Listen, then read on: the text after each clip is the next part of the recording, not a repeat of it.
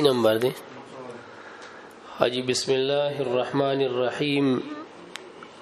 شرح العقائد النصفیہ درس نمبر 80 اتیایم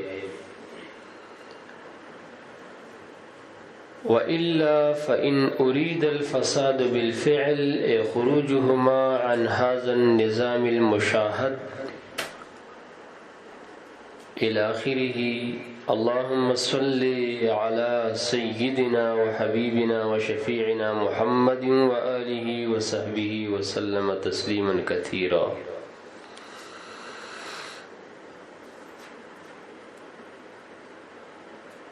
پتیر درس کې موږ د دې خبرې وضاحت کړو چې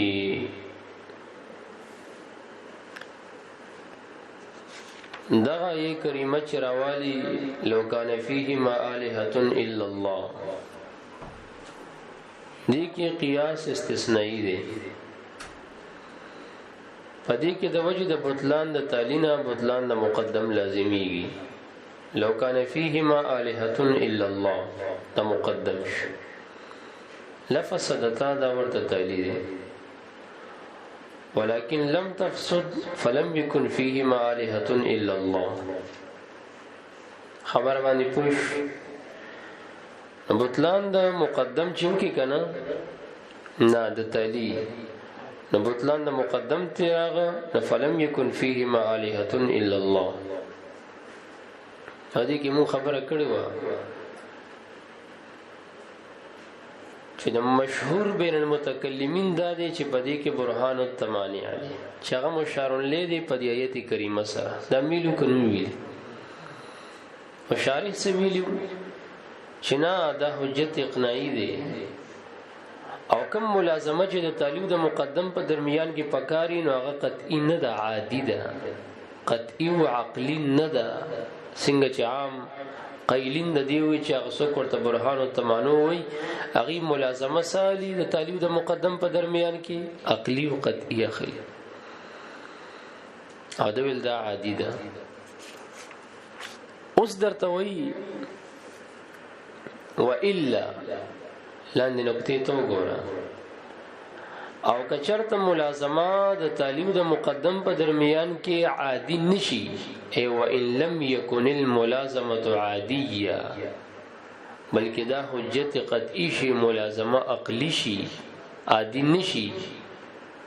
نبی ابخالی نه لفسدتا کې فساد راغلی دی. د فساد درې معناګانې دي نو کوم ملازمه عادی نشي عقلی شي او حجت اقناعی نشي حجت قطعی شي. حجت اقناعی خو مفید د ظن کنه نه فإن اريد الفساد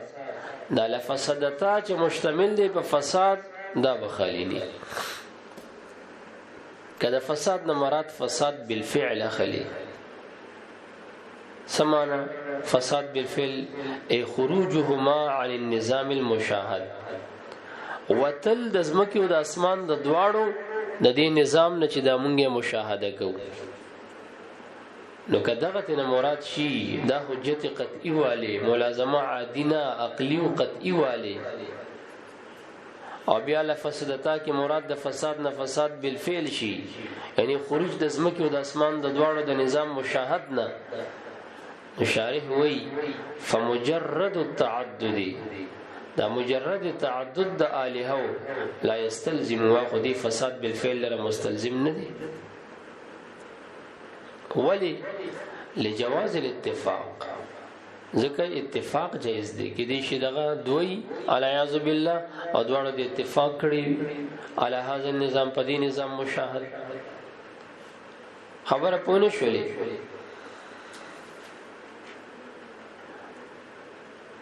اولان ورته سری کلی دي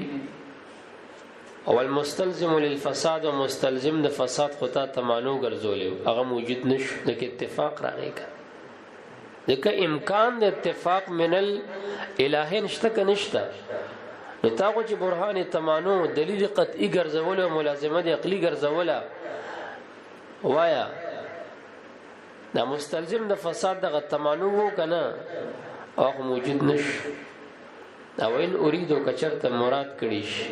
امکان د فساد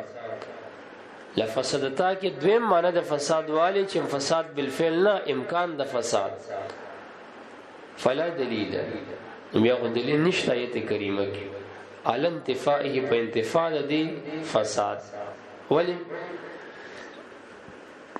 نصوص بلکی نصوص شاهدتون گوادی